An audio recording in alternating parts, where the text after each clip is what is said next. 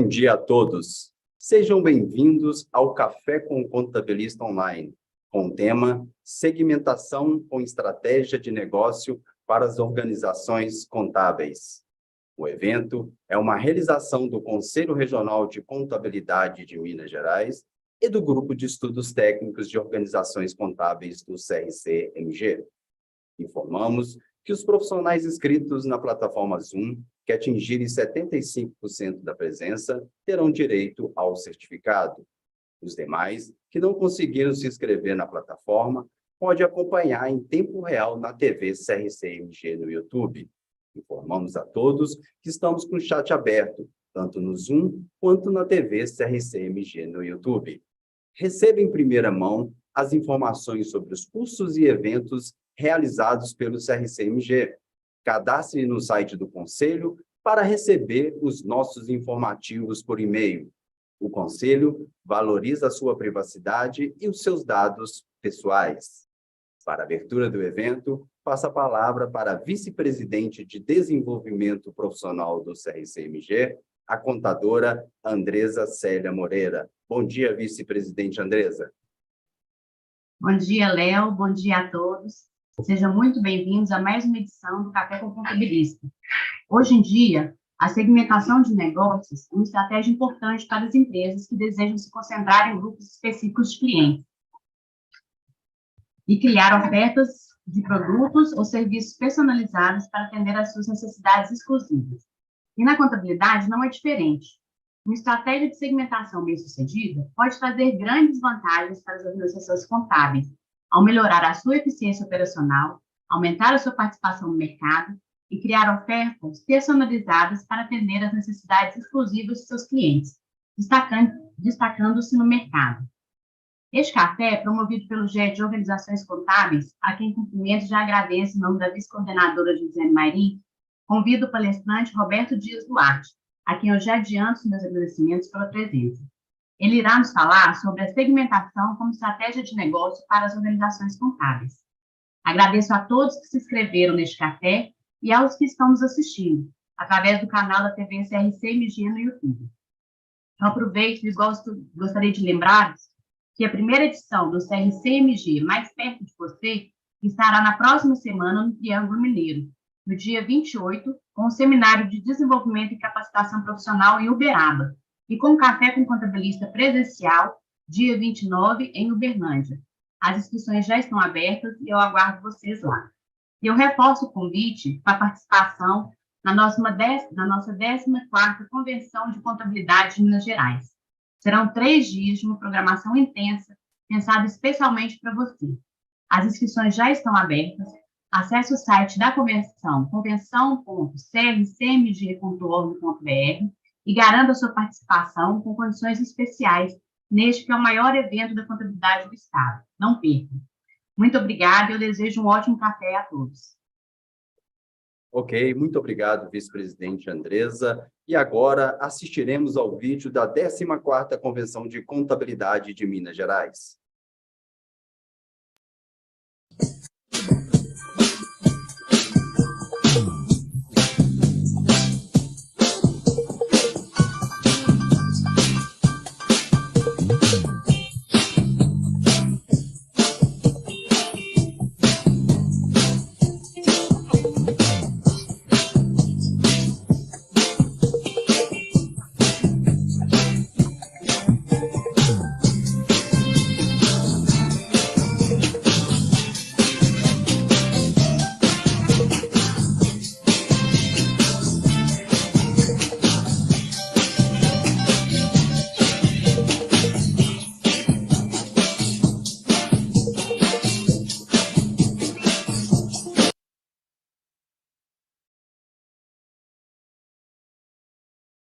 Participe do maior evento da classe contábil mineira. Faça já a sua inscrição. E agora, com a palavra, a integrante do Grupo de Estudos Técnicos de Organizações Contábeis do CRC-MG, a contadora Josiane Costa Mairinque de Lima. Bom dia, Josiane Mairinque. Bom dia, Léo, bom dia a todos. No contexto atual, em que a competitividade do mercado contábil está cada vez mais acirrada, a segmentação contábil pode ser uma ferramenta crucial para se destacar da concorrência. Com ela, é possível oferecer um serviço mais personalizado e eficiente aos clientes, atendendo melhor às necessidades específicas. Com essa palestra, o GUEST das organizações contábeis tem como objetivo levar ao conhecimento dos empresários as principais vantagens da segmentação contábil para as organizações, bem como as estratégias mais eficazes para a sua implementação. Além disso, abordaremos casos práticos de empresas contábeis que adotaram a segmentação contábil como um sucesso e como essa estratégia contribuiu para o crescimento do negócio e a satisfação dos clientes. Esperamos que, ao final dessa palestra, vocês possam compreender a importância da segmentação contábil como estratégia de negócio para as organizações e possam implementá-la em suas próprias empresas para obter melhores resultados. Obrigada pela presença e uma boa palestra a todos. Ok, muito obrigado, Josiane Marink. E agora teremos a palestra sobre o tema Segmentação como estratégia de negócio para as organizações contábeis, com o palestrante Roberto Dias Duarte, que é investidor anjo de startup, é formado em administração como MBA pela IBMEC, realiza consultoria estratégica para dezenas de empresas contábeis, ajudando-as na gestão, sucessão e em fusão e aquisição. Com vocês, Roberto Dias Duarte. Bom dia.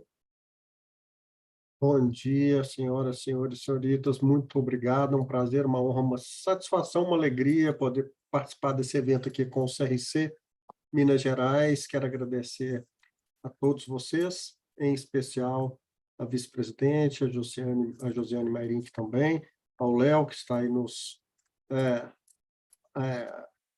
abordando, né, nos ciceroneando, e com toda a maestria dele, e, sobretudo, a você que despendeu aí um tempo da sua manhã para buscar uma informação que é bastante relevante para o mercado de contabilidade. O que acontece? Para falar de segmentação, a gente tem que primeiro conversar sobre um assunto que é de extrema relevância, que é base, que é fundamental para a gente fazer uma compreensão do que se trata esse tema. E existe um mito, né, uma crença popular, tem origem, inclusive, no mesmo livro, na mesma referência bibliográfica que trata dos malefícios da manga com leite, que é o mito de que, para alguém ser bem-sucedido na área comercial, ele precisa de muito talento, né? Como eu disse, esse mito tem origem na mesma referência bibliográfica do livro que escreveu Os Malefícios da Manga com Leite, ou seja, ele não existe, né? Processo comercial é algo que depende absolutamente do que eu acabei de falar, processo, né? Não dá para entender uma empresa, seja ela qual for, seja uma empresa que comercializa produtos, que industrializa mercadorias, faz a produção de qualquer tipo de mercadoria, ou qualquer empresa que presta serviços, sobretudo empresas de serviços intelectuais. Não dá para entender uma empresa que não tenha alguém olhando, cuidando, responsável pela área comercial. E para entender, como eu disse, da segmentação, é fundamental que a gente conheça os princípios básicos do que significa marketing e vendas. Então, vou explicar bastante sobre esse assunto na nossa conversa aqui hoje. Gostaria muito que todos vocês colocassem as dúvidas aí, os questionamentos, porque eu enxergo muito mais nesses eventos online um diálogo do que efetivamente uma palestra, né? A gente tem as vantagens desse mundo digital, que a gente pode ter uma interação muito mais presente. A gente, obviamente, perde o calor humano, a gente perde o contato humano do evento presencial, mas tem as vantagens do digital, que é justamente esse momento de interação que é mais frequente. Enfim, Para quem não me conhece, eu vou me apresentar do jeito que eu gosto. Eu sou Roberto, pai da Lavínia, marido da Juliana. Me apresento assim desde 2005. Não está ouvindo? Ah, sim, todos me escutam? Meu som tá bom? Está funcionando bem aí, André? Tá? Obrigado. Tá. Então, eu sou o Roberto, pai da Lavínia, marido da Juliana, e outro dia me perguntaram por que eu me apresento assim, né? A minha resposta foi até bastante simples. Eu não sou investidor, administrador, empresário, eu não sou nada disso. Eu sou fruto da minha família, resultado da minha família e resultado da minha história de vida, assim como vocês, né? A profissão, obviamente, faz parte da nossa história de vida, mas ela não nos determina enquanto pessoa. E o mais interessante é que a minha história de vida, ela está interconectada com a história da contabilidade aqui no Brasil de uma forma que eu fui perceber também muito recentemente. Para vocês terem uma ideia, vou contar algumas coisas aqui importantes. Com 14 anos, eu era considerado um nerd. Eu era um nerd. Na época em que não existia a palavra nerd, existia CDF, né? E o CDF, ele é extremamente tímido, extremamente tímido. Para vocês terem uma ideia, quando a professora de português pedia para ler trechos de um texto na sala de aula, ela normalmente pedia para cada um ler um parágrafo. E eu fazia as contas para saber, e multiplicava pelo tempo de cada parágrafo para saber quanto tempo demoraria para chegar em mim, e eu mudava de lugar para não chegar em mim, de tão tímido que eu era, né? Era bem... enquanto meus amigos estavam jogando lá telejogo, muitos de vocês não vão nem descobrir o que é isso, né? Alguns são da época do Atari, outros da época do PlayStation, mas eu sou da época do telejogo. Enquanto meus amigos estavam jogando futebol e telejogo, eu estava programando um TK-85 com fita cassete, que a maioria de vocês não vai saber o que é isso também, para fazer minhas equações de segundo grau no exercício de matemática. E o que aconteceu foi que, com 17 anos, eu tive uma situação familiar muito complexa e que a gente passou um momento financeiro extremamente crítico. E aí, tão crítico que, só para ilustrar, a gente teve que vender os peixinhos do aquário para poder pagar as contas do mês. E eu fui procurar emprego, né? Tinha acabado de terminar o segundo grau. Hoje em dia chama-se ensino médio, né? A gente tem que fazer esse depara sempre aí. E não tinha emprego, não conseguia emprego, não sabia fazer nada, né? Não sei programar. E naquela época não se tinha a programação de computadores como algo relevante do jeito que é hoje. E aí um amigo meu disse o seguinte: Roberto, eu vou montar uma empresa de informática e eu posso te contratar, mas você vai ter que fazer um sistema aqui para eu saber se você dá conta ou não de trabalhar para mim. E me entregou 2 livros, né? Um dos livros foi um livro de COBOL e o outro de contabilidade. E foi o primeiro sistema que eu fiz. Em 2 meses eu tive o primeiro contato aí com o mundo da contabilidade, achei extraordinário, bastante interessante, bastante lógico, bastante racional, bastante adequado ao meu perfil comportamental, né? E fiz o sistema. De lá para cá,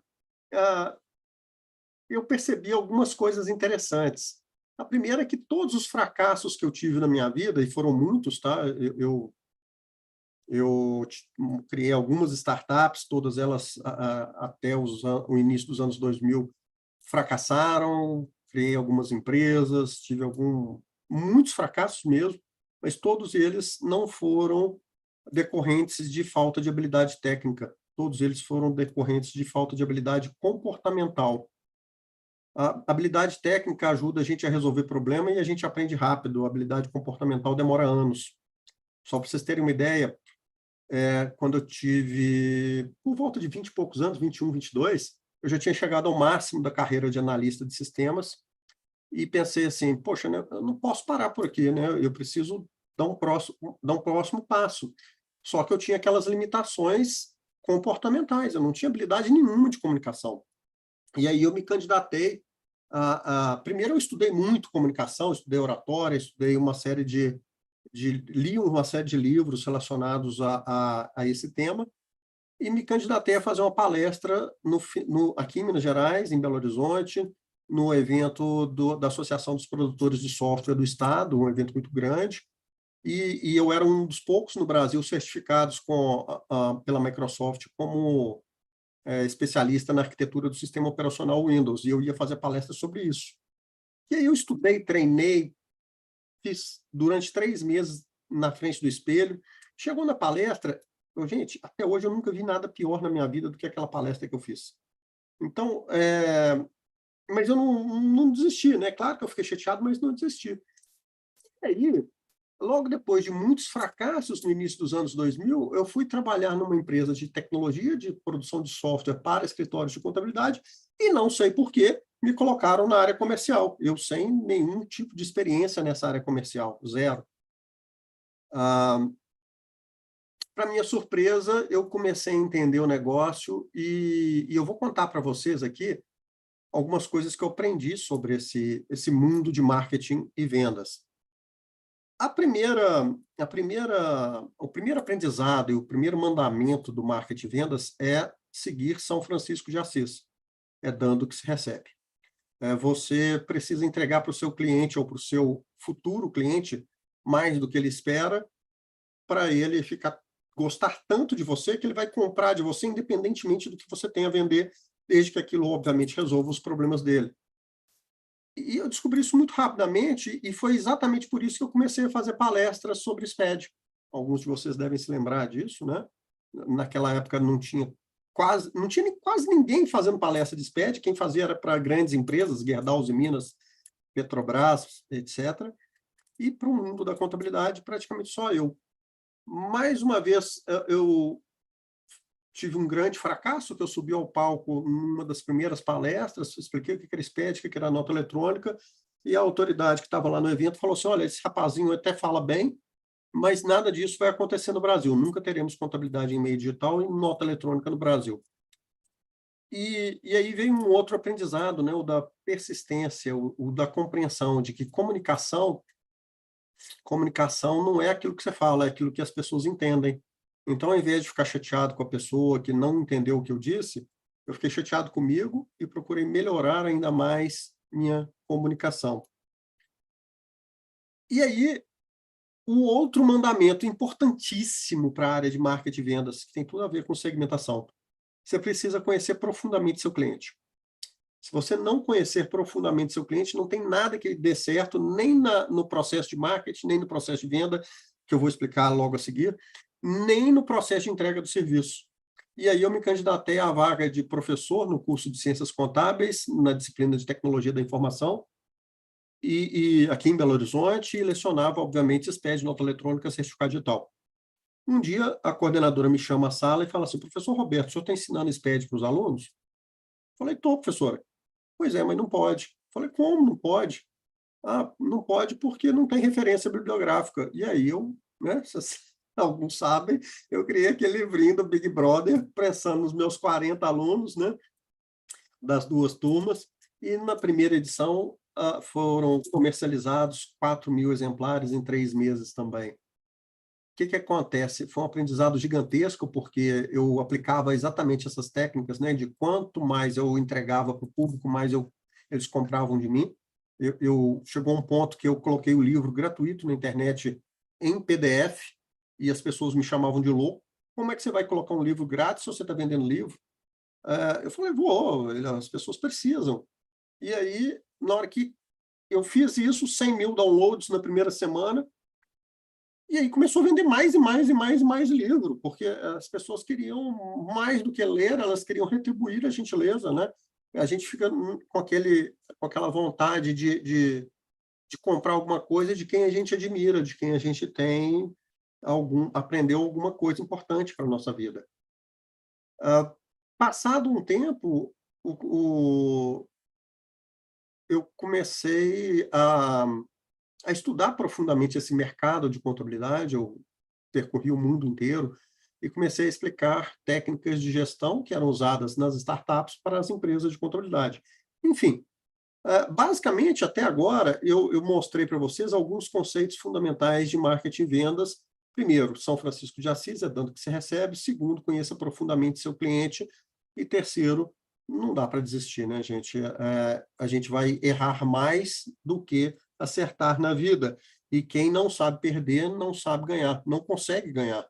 Essa é uma máxima também de marketing e vendas. E aí, o que acontece?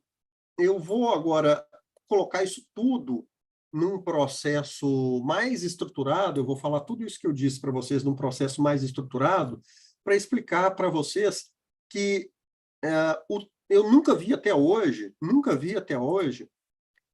nenhum talento superar o trabalho, nenhum talento supera a disciplina, nenhum talento supera o processo. Isso vale para execução, isso vale para marketing, isso vale para vendas, isso vale para consultoria, isso vale para qualquer negócio, né? Eu já vi muito ao longo dos meus 53 anos de vida, talentos fracassados, porque não têm disciplina, porque não se esforçam, porque desistem da primeira ou da segunda oportunidade, do primeiro ou segundo fracasso, né? E eu vou explicar para vocês agora um processo estruturado de marketing e vendas que tem tudo a ver com as empresas de serviços contábeis. Antes de você pensar em crescer, você tem que entender se é o momento de crescer. Isso é básico, mas muita gente não faz essa conta, não faz esse diagnóstico, né? Você, primeiro, mede alguns indicadores importantes para a sua empresa de contabilidade: receita mensal, anual, margem operacional, lucratividade, inadimplência, ticket médio, o custo de aquisição de clientes, a satisfação de clientes e colaboradores.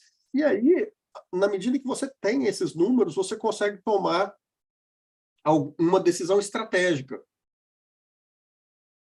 Qual é essa decisão estratégica? Qual dos 4 caminhos que eu vou seguir? Eu vou aumentar minha base de clientes, eu vou vender novos serviços para minha base atual, eu vou fidelizar mais e mais os meus clientes, ou seja, reduzir os cancelamentos, reduzir a saída de clientes, ou vou aumentar minha eficiência operacional, minha produtividade, minha lucratividade, né, que é a última linha da minha DRE. Ou seja, só dá para ter 4 estratégias numa empresa de contabilidade. Só essas 4 que estão aí. Mas eu quero fazer tudo ao mesmo tempo. É engraçado, né?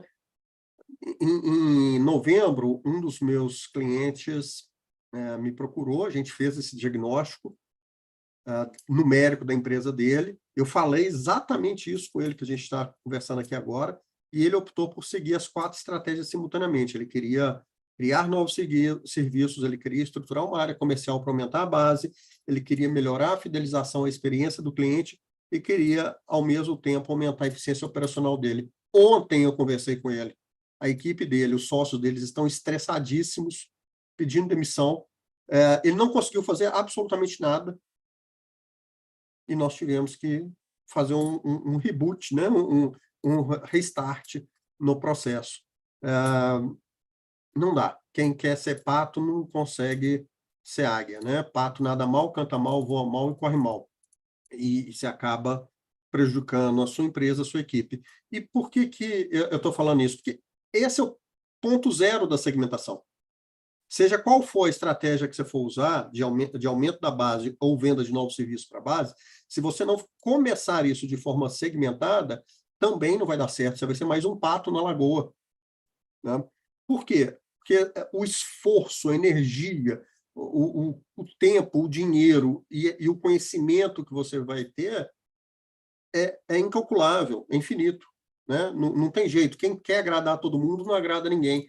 E esse é o princípio que, inclusive, Philip Kotler, né, num dos livros mais importantes do marketing que tem, que é a Introdução ao Marketing, escrito, se não me falha a memória, lá na década de 70, ele diz claro que segmentação é uma forma de entregar valor a um grupo de clientes que enxergam valor naquela entrega de vocês, né? Naquela entrega da empresa.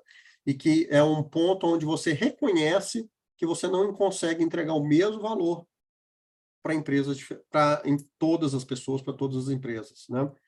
Bom, eu não vou entrar muito em detalhe no item 2, 3 e 4 aqui, da fidelização e da eficiência operacional, apesar disso ter tudo a ver também com a segmentação. Por quê? Porque na hora que você entrega, está criando a sua máquina de entrega, a sua produção, quando essa produção está alinhada a um perfil de clientes específico, ela fica muito mais eficiente, ela fica muito mais lucrativa. Tá? Mas por que eu não vou entrar nisso então, Roberto? Porque a maioria das empresas de contabilidade são empresas já estabelecidas. A maioria das empresas de contabilidade hoje formada por empresas de contabilidade que já têm uma base de clientes bastante heterogênea, ou seja, não segmentada. E que se você for começar um processo de segmentação agora, muito radical, muito acelerado, muito dogmático, você não vai dar conta. Não vai dar conta porque você vai perder receita. Você vai perder... a empresa vai ter que encolher. Na prática é essa. Né? Então, o que a gente recomenda de forma bastante contundente é que você mantenha a sua base de clientes atual e que comece a buscar novos clientes naquele perfil que você considera mais adequado à sua operação e que traga mais oportunidades. E, ao longo do tempo, você vai fazendo um processo vou usar um termo aqui metafórico, de purificação dessa base de clientes. Né? Essa é uma estratégia que funciona. Quem está começando agora uma empresa de contabilidade do zero pode já começar 100% segmentado. Isso acontece, eu já vi, a gente conhece no Brasil aí uma série de empresas que estão nessa situação, mas não é a realidade da maioria. Então, não adianta eu explicar aqui uma coisa que não vai se aplicar à sua realidade. Mesmo para criar novos serviços, muita gente está querendo criar serviços de BPO financeiro, de consultoria, de recuperação de crédito. Mesmo para criar novos serviços, se você não fizer isso de forma segmentada, não vai dar certo. Né? Você vai ter um custo de aquisição muito alto, você vai ter uma eficiência muito baixa, e você vai se frustrar e vai desistir e vai falar que não funciona. Né? Então, eu vou focar agora a minha explicação em cima dos dois itens, dos dois primeiros itens. Se você já é um escritório estabelecido e quer começar um processo de segmentação, comece buscando novos clientes daquele segmento que você acha relevante, ou comece atendendo a sua base segmentada, né? Separe da sua base algum perfil de cliente específico e vá criar novos serviços para aqueles clientes específicos. E aí surge um conceito. O que é segmentação? Né? O que é a segmentação? Ela se baseia num princípio elementar de definição de público-alvo. Não dá para criar um produto, um serviço que atenda no mesmo nível de satisfação, de expectativas, de valorização para todo mundo. Tá? Eu, por exemplo, adoro chocolate, mas eu não consigo entender quem não gosta de chocolate. Eu não consigo. Para mim, não entra na cabeça uma pessoa não gostar de chocolate. Mas existem pessoas que não gostam de chocolate. Né? Então, se você chega para aquela pessoa que não gosta de chocolate com chocolate, ela não vai gostar. Não adianta você querer vender para ela. Né? Uma outra coisa que é importante a gente perceber é que, quando a gente começa a definir o público-alvo, a gente vai entender que tipo de empresa que é. São empresas... E aí você pode usar parâmetros como ramo de atividade, né? O famoso KENAI aí, que a turma gosta muito. Isso é relevante? Mas não é suficiente. Não é suficiente. Vou dar um exemplo real. Se você está falando em padarias, a expectativa, a percepção de padarias com relação aos serviços de contabilidade é diferente, dependendo, muitas vezes, do nível de maturidade do proprietário, do nível da região do proprietário, do nível de tecnologia que ele usa, do tamanho da padaria. Né? Vou dar um exemplo ainda mais prático, mais real ainda. Muita gente, e eu tenho feito algum trabalho com algumas empresas de contabilidade que gostam, que têm vocação para atender a supermercados. Ok, que tipo de empresa que eu vou buscar? Novos supermercados. Mas qualquer um? Não. Só aqueles que estão com uma receita anual acima de 4,5 milhões de reais, entre 4,5 milhões de reais e 10 milhões, e que ainda estão no Simples Nacional. Vocês vão falar, mas com 10 milhões no Simples Nacional, isso é outro assunto, né, que depois não é escopo da nossa conversa de hoje, mas vocês sabem que tem, né? Tem aquela famosa engenharia tributária aí de colocar o filho, né, como sócio, a esposa, etc, etc. Mas, enfim, não é esse o ponto.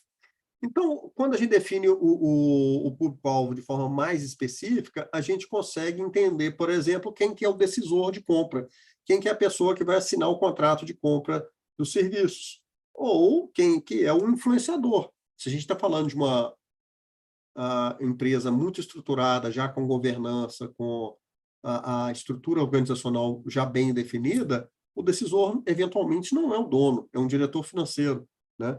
E numa empresa familiar ainda não estruturada, o decisor, em geral, é o dono e, eventualmente, o gerente administrativo ou o gerente financeiro é um influenciador, quando existe essa figura, né?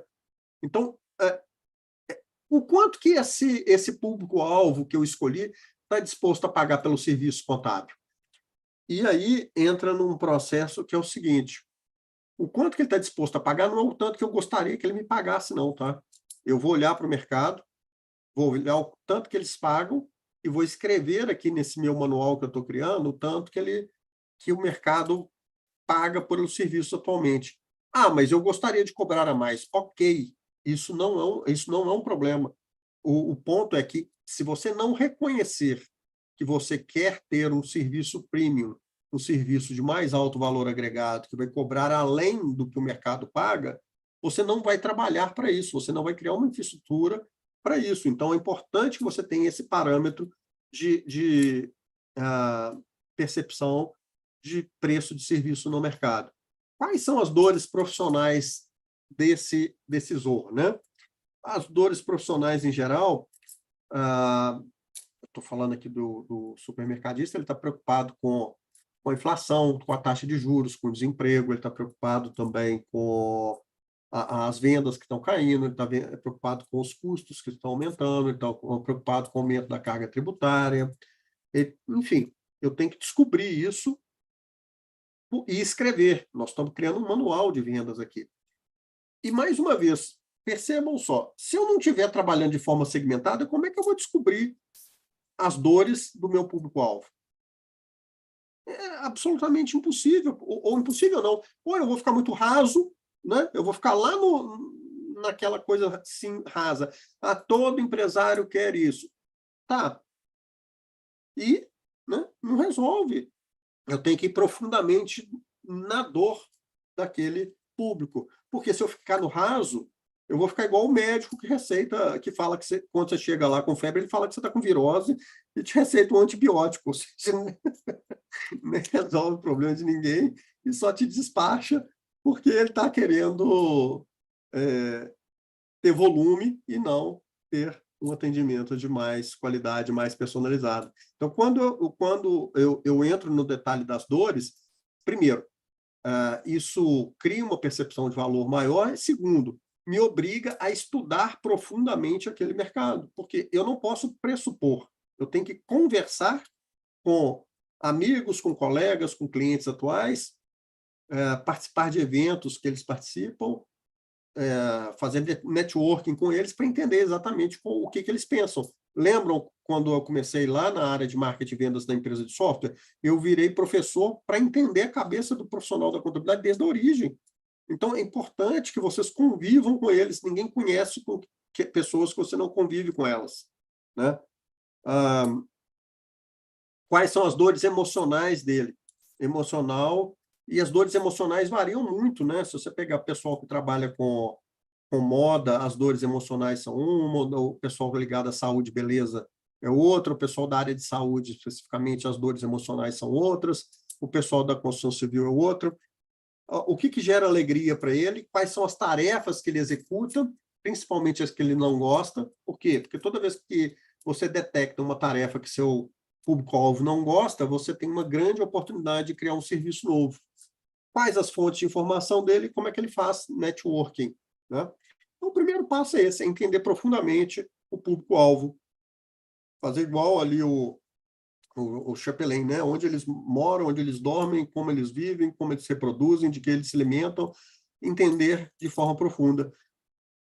E voltando ao nosso tema, segmentação. Por que segmentar? Porque não tem jeito de fazer isso de forma genérica, né? Segundo passo de um processo comercial, para você criar o seu manual de vendas aí da sua empresa de contabilidade, é entender o porquê que as pessoas devem comprar o serviço genérico de contabilidade, né? Por que alguém compraria contabilidade no Brasil? Vocês têm que responder essa pergunta.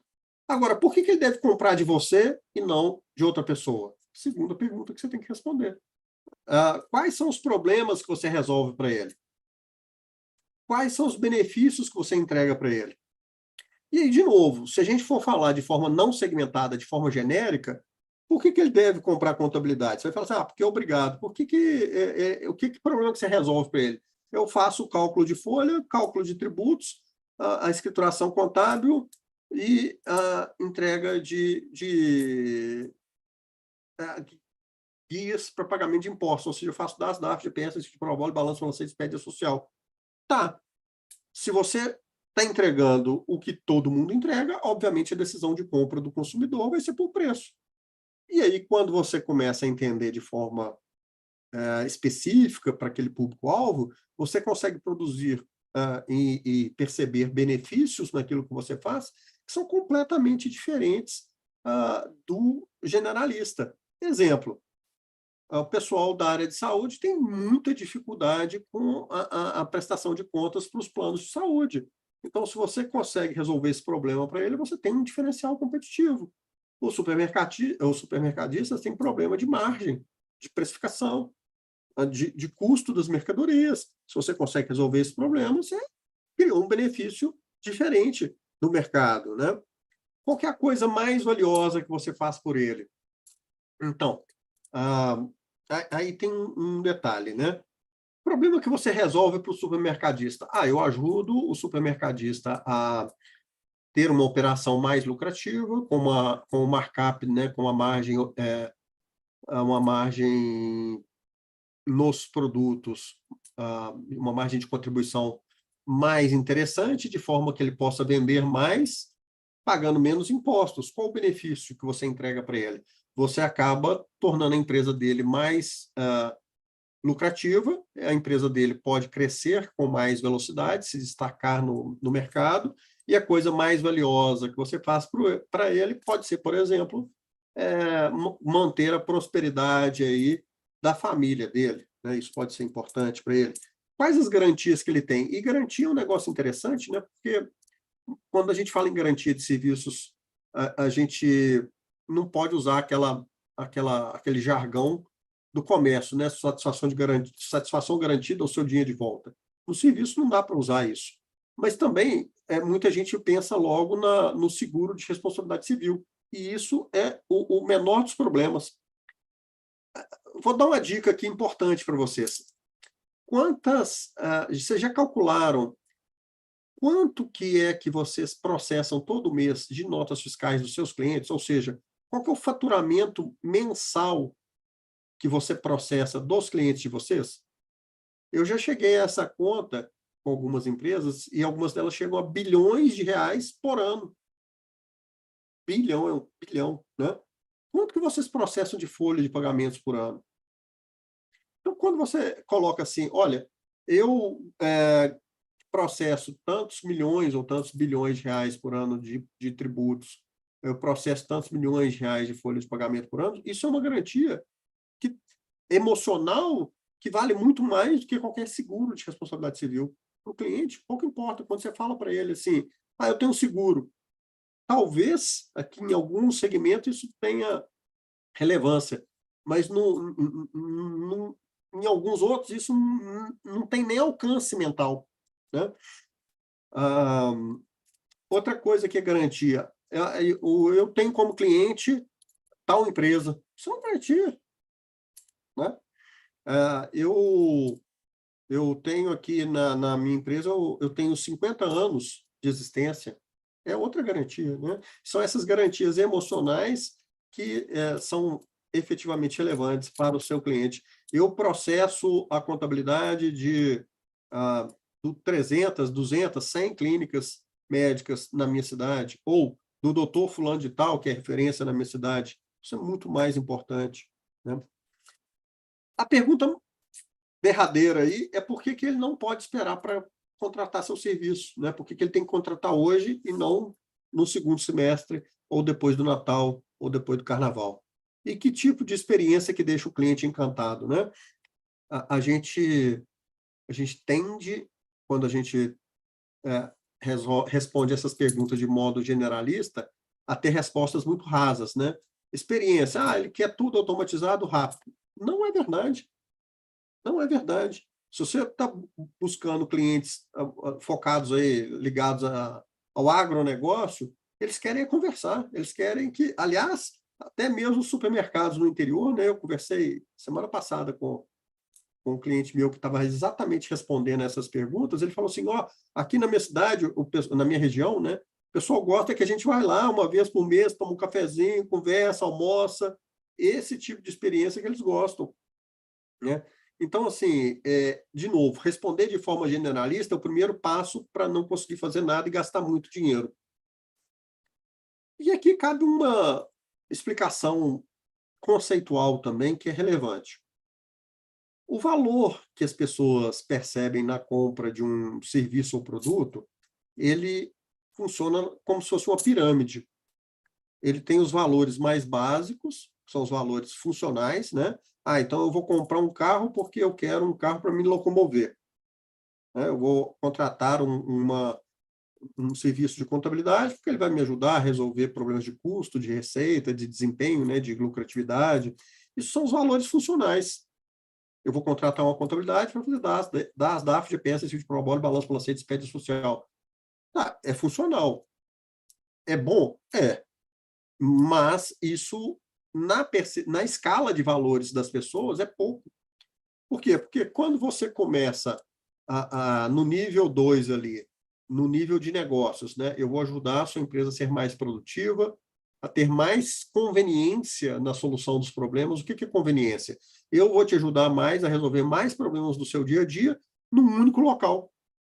Esse é o mesmo princípio da loja de conveniência de posto de gasolina, né? A gente acaba comprando mais porque está ali.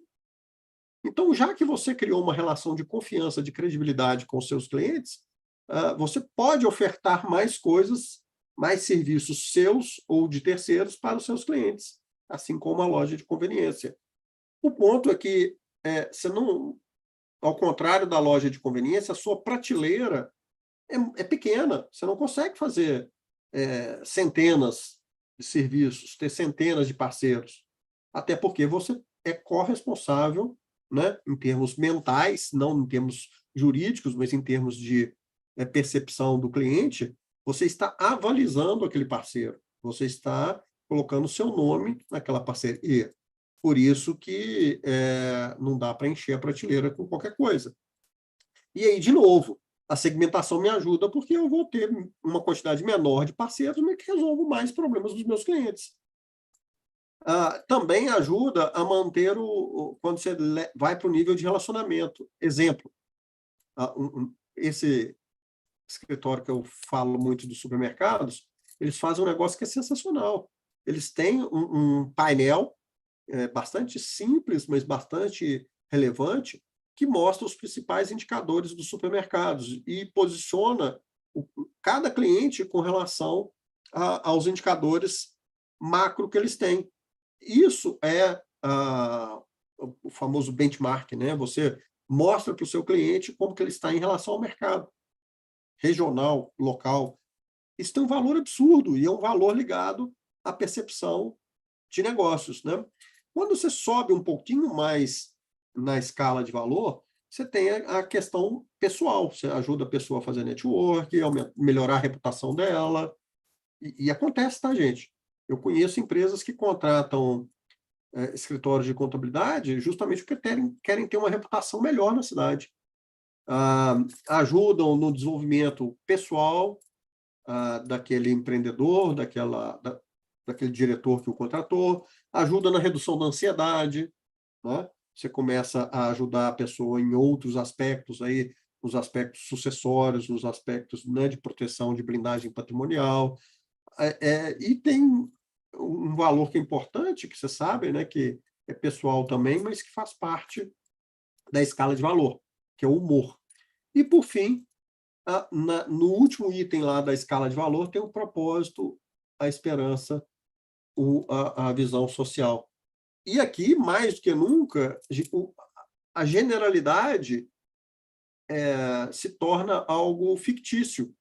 Se você fala assim, o meu propósito é ajudar todas as empresas do Brasil, tá, legal, você não vai conseguir mesmo, então é bom, você pode falar o tanto você quiser.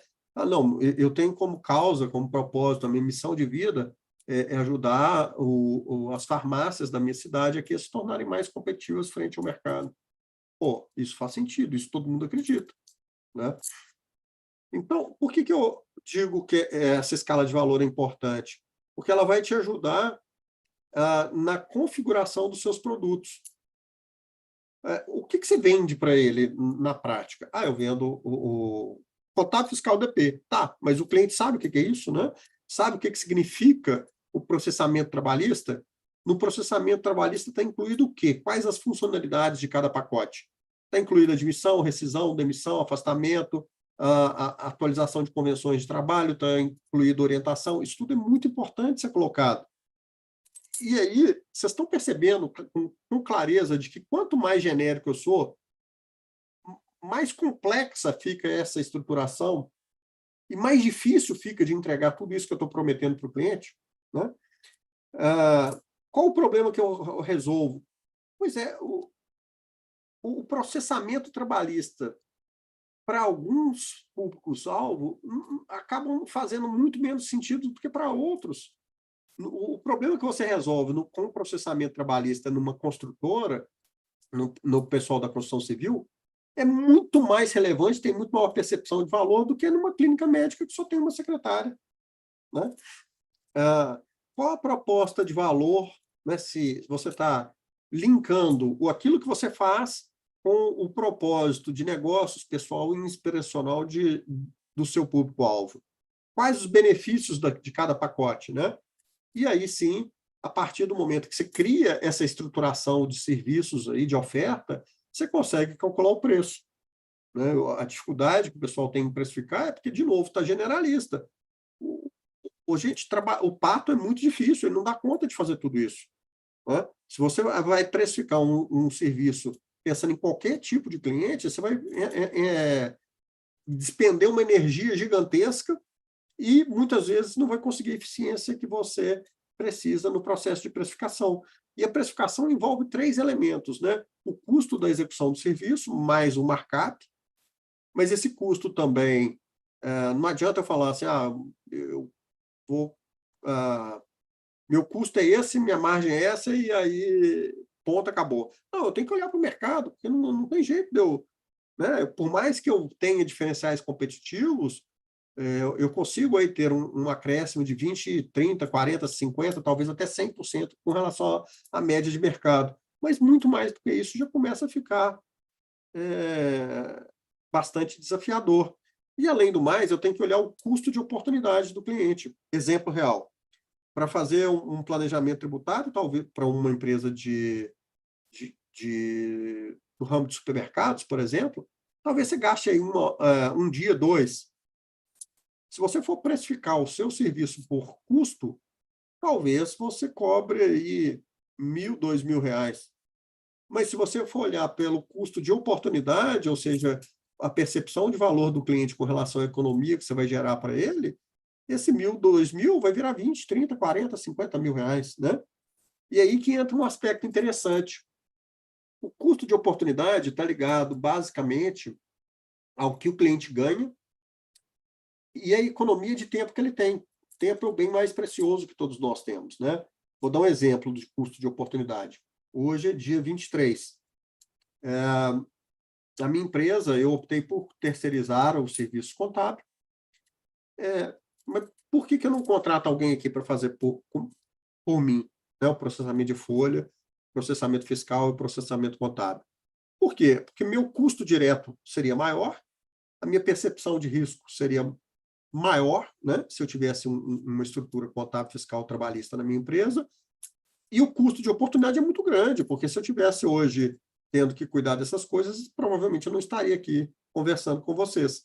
E aí o custo de oportunidade está ligado diretamente ao segmento de mercado que você escolheu. Por quê? Porque a percepção de valor agregado de quem vende agulhas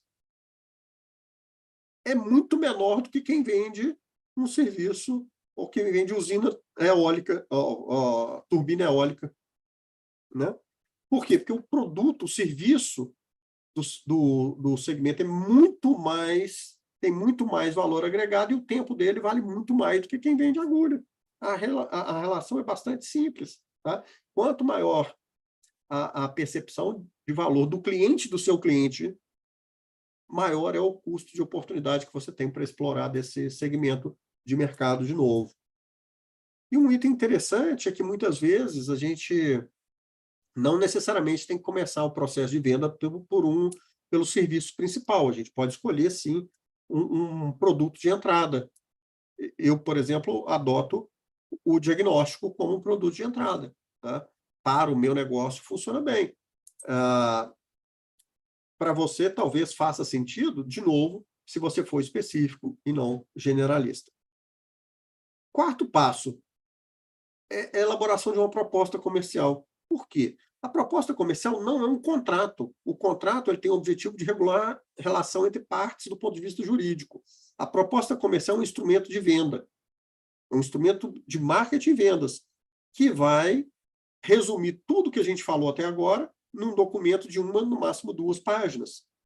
E uma boa proposta comercial para o mercado B2B, né, o mercado de venda de serviços entre empresas, começa com um resumo executivo. Como assim?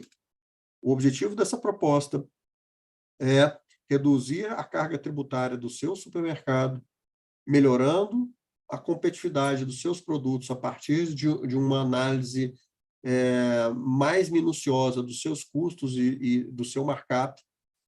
E essa proposta tem o payback de 6 meses, ou seja, se paga em 6 meses, com um valor mensal de tanto. Resumo de um parágrafo, a pessoa já entende o que você está fazendo. Aí tem que colocar o preço no resumo? Tem, porque senão ele não vai ler o resumo. Ele vai direto para a página de preço. Né? O resumo executivo é um resumo de um business plan. Vocês vendem plano de negócio. E um plano de negócio começa com resumo executivo. Né? Qual é a coisa mais valiosa que você entrega para ele? Eu vou te ajudar. Então vamos voltar lá para o resumo executivo. O objetivo dessa proposta é te ajudar a reduzir a carga tributária, melhorando a competitividade dos seus produtos, ajudando no crescimento da empresa e a abertura de novas filiais, com um payback de tantos meses, e ajudando a empresa a se tornar a empresa mais relevante da região tal. A coisa mais valiosa está lá no resumo. Tornar a empresa a maior empresa de comércio varejista da região X. Por exemplo, tá? Estou dando um exemplo aqui. Por que a sua empresa? Porque nós processamos tantos milhões de reais por ano de supermercados da minha região, porque nós processamos a folha de pagamento, porque nós temos depoimentos, referências, números, casos de sucesso, tempo de vida. Né? Então, tem que explicar na proposta o porquê que ele deveria comprar a sua empresa. Você já escreveu lá. Eu recomendo muito que coloque o perfil dos profissionais, que isso traz mais segurança ainda. Qual o problema que você está resolvendo? O problema de custo, o problema de crescimento da empresa, o problema de... Né? E quais as soluções, ou seja, o que ele está comprando. Está comprando processamento contábil, fiscal, trabalhista, planejamento tributário, assessoria, etc., etc. E, por fim, na proposta, um plano de ação. No dia que você assinar essa proposta, o próximo passo é: vou mandar um contrato para você ler, assinar. Esse contrato vai chegar no seu e-mail pela ferramenta tal, você vai dar um ok. A partir do dia que você der ok no contrato, uma pessoa vai te ligar para a gente começar a te orientar com relação às coisas. Nós vamos fazer um treinamento para a sua equipe, nós vamos buscar tais e tais documentos, nós vamos fazer isso, isso e isso, você vai usar tal e tal sistema. Enfim, plano de ação. Por que eu estou falando isso? Porque o cérebro humano é interessantíssimo. A gente acredita fortemente que as decisões de compra são racionais. E não são. 99% das suas decisões aí são completamente irracionais. Praticamente todas, né? Porque a decisão racional, ela demora, ela gasta energia do cérebro humano. E nós funcionamos com 3 mecanismos básicos, tá? Eu vou falar de forma metafórica também para a gente entender, e isso é neurociência, né? Nós temos 3 mecanismos de decisão. Um deles é o equivalente ao réptil, a lagartixa. A lagartixa, quando se depara com uma ameaça, ela tem 3 reações. Ela corre, ela foge da ameaça, se ela não consegue correr, ela tenta agredir, o réptil tenta agredir. Se ele não consegue agredir, ele finge morto. Eu tenho certeza que todos que estão aqui hoje já tentaram trocar o sistema das suas empresas, ou implantar um sistema novo. E aí a turma, na hora que vê um sistema novo, a luz do cérebro reptiliano acende. Fala assim, perigo, perigo, perigo, vou perder o emprego, vou ter que trabalhar mais, vou ter que virar à noite, acende a luz vermelha ali. E aí alguns saem da empresa, alguns pedem demissão. Outros tentam te agredir, xinga o sistema, fala que... Aí não dá certo. Aí o que eles fazem? Finge morto. Não dá não, tem social, não, isso não dá para trocar não. Esse ano nem pensar, nós já estamos cheios de problema, agora não tem jeito. Então, a primeira forma de decisão do ser humano é um instinto. A segunda forma... e por que eu estou falando isso? Porque na sua proposta você tem que colocar isso. Aquele plano de ação é justamente para quando a pessoa vai assinar a proposta, a luz vermelha dela acende. Com todo mundo. Você vai assinar uma proposta de compra de um carro, de uma motocicleta, de um apartamento, o casamento, é assim, a gente fica com medo. O coração palpita mais rápido, a gente tem uma descarga hormonal ali que não é racional. Então, para reduzir o medo, a gente coloca um plano de ação. O que vai acontecer no futuro? E o resumo executivo também é para reduzir o medo. Você está comprando um serviço que vai te ajudar a melhorar a lucratividade, reduzir a carga tributária, abrir as novas filiais da empresa, e esse projeto vai se pagar em tanto tempo, né? A segunda forma de decisão do ser humano é a do mamífero, do cachorro. O cachorro quer ser membro de uma matilha. Preferencialmente, ele quer ser o alfa. Está no seu instinto aí. Mas se você não for o alfa, você quer pertencer a um grupo. E aí você compra as coisas para participar daquele grupo. Isso, por si só, já seria uma razão quase que absoluta para definir o porquê que você deve segmentar. Porque ninguém quer participar de um grupo genérico. A pessoa quer participar do grupo onde ela se identifica. E aí, quando você coloca assim na sua proposta, eu processo tantas empresas parecidas com a sua, eu tenho lá o alfa da sua matilha, né? O doutor fulano de tal, que é um médico respeitado na região, ou eu tenho o dono do supermercado, tal, que é meu cliente. Você está dizendo para ele o seguinte, venha para meu bando. Vem fazer parte desse bando que você vai ser feliz também. Né? Mas isso é emocional demais. E é assim que funciona. Eu tenho certeza, eu queria ver aí nos comentários, quem é que compra carro de forma racional? Quem é que chega e fala para a esposa assim, esposa, acabei de comprar um carro aqui, super potente, econômico, não dá manutenção, é um carro que vai nos ajudar a poupar dinheiro, né? Comprei um BMW. Na realidade, ele comprou esse carro porque ele quer ser o alfa da matilha e falar para os amigos que ele está bem sucedido. Ele é um garotão agora, né? Já passou dos 40, 50, e que ele é um garotão. Por quê? Racionalmente, qual é o carro que a gente compraria? Para a maioria das pessoas, é nenhum. A gente pegaria Uber. Racionalmente, a gente pegaria Uber. As decisões de compra, ou é por medo, não, eu tenho medo, porque eu vou, no ônibus eu vou ser assaltado, eu vou chegar tarde, vou perder o emprego, ou é réptil, ou é mamífero. Racionalmente, você não vai comprar carro. Assim como a gente não compra roupa, a gente não compra, a gente não assina, a gente não pertence a um banco se não for por esse motivo. Né? E aí, por fim, a gente tem um modelo racional. A gente não pode chegar para a esposa também e falar assim, eu comprei o BMW porque né, eu quero ser um garotão. Aí você justifica de forma racional. Então, uma proposta comercial boa, ela age nos 3 elementos do processo decisório. Você trabalha a racionalidade, você trabalha o sentido de pertencimento e você mitiga o medo, você reduz o medo. De forma genérica, gente, é muito difícil fazer isso de forma genérica. Né? Muito difícil. Por quê? Porque ninguém, de novo, quer pertencer ao bando genérico. E aí entra a questão do propósito. Né? Você vincula aquela pirâmide de valores ao processo decisório do ser humano. Eu sou uma empresa de contabilidade que ajuda aqui, que já ajudei em tal e tal situação na farmácia, no supermercado, nos médicos aqui da região.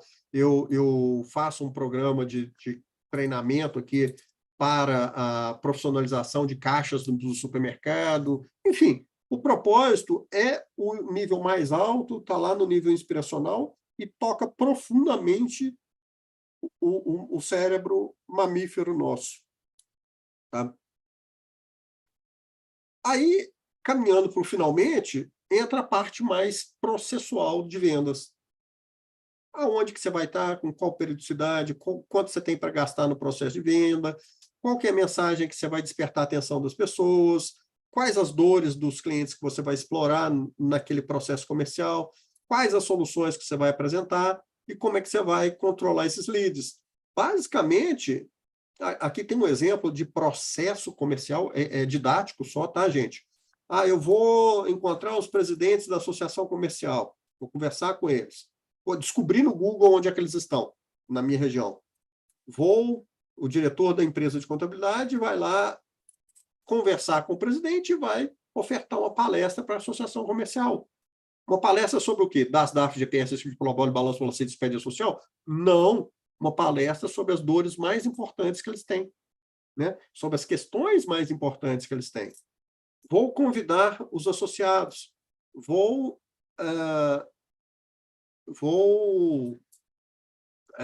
realizar palestras, seja presencial, vou fazer o contato com cada um depois da palestra, vou conversar, vou identificar as oportunidades, vou apresentar a proposta, vou assinar o contrato e volto. Né? Esse é um exemplo de processo comercial. Mas esse processo tem que ser físico? Não, depende. Depende. Por quê? Porque a definição do público-alvo não é só ramo de atividade. Ela depende do ticket médio, do valor médio que eu pretendo vender para cada cliente. Exemplo real. Quando a gente está comprando Google Drive, Dropbox, Zoom, essas ferramentas digitais via internet, o processo comercial é 100% digital. O marketing é digital, vendas é digital, o pós-vendas é digital. Por quê? Porque senão fica caro. O produto deles é muito barato. Então, se eu estou vendendo contabilidade, né, ou soluções contábeis, para um ticket médio muito baixo, eu tenho que fazer tudo isso ali, processo todo 100% digital. Agora, se eu sou... a gente pode olhar o extremo oposto, né? As Big Four, elas fazem esse processo digital. Elas buscam identificar os tomadores de decisão, pega essa turma, leva para o Miami Open, leva para Comandatuba, leva para um evento, vai jogar golfe com eles, cria um relacionamento e depois dá sequência no processo comercial. É o extremo oposto. Mas eu estou no meio do caminho. No meio do caminho você vai ter que escolher um mix entre essas coisas, entre o digital e o presencial. O fato que quanto maior o valor que a gente quer vender, maior a necessidade do presencial. Sabe por quê? Porque na hora que você vai comprar na internet qualquer coisa acima de R$50, o seu réptil fala assim, não compre. É fraude. E se você vai comprar R$50 de uma pessoa, o seu réptil fala assim, compra, porque se der errado, você vai lá brigar com ela. Então, você fica tranquilo, né? Esse negócio é muito legal, gente. Esse negócio de cérebro humano é muito doido. Hoje em dia tem vários processos, eu trouxe aqui um só para ilustrar, né? Um via digital, o outro via ação presencial, via o que eles chamam de outbound, né? Venda presencial mesmo, com o nome mais bonito. Você busca uma base de dados, você busca identificar quais são essas listas e cria listas qualificadas, super qualificadas de pessoas que você quer vender. Depois entra num processo de comunicação, e essa comunicação aí, de novo, vai depender do público-alvo. Pode ser por LinkedIn, pode ser por e-mail, pode ser por telefone, pode ser por WhatsApp, pode ser pessoalmente, pode ser através de uma entidade. E aí depois você começa um processo de criação, de vinculação de confiança, né? De venda de confiança. Lembra São Francisco de Assis? Primeiro você dá, depois você recebe. E para dar, o objetivo de dar é adquirir a confiança do seu futuro cliente, né? Isso aqui é só um exemplo, mas, enfim, tem várias técnicas aí que podem ser utilizadas nesse item. Vou resumir aqui tudo que eu falei com o exemplo que a turma gosta, o exemplo do cerveja, né? O exemplo final da cerveja. Imagina que você não tem uma empresa de contabilidade e tem uma fábrica de cervejas artesanais.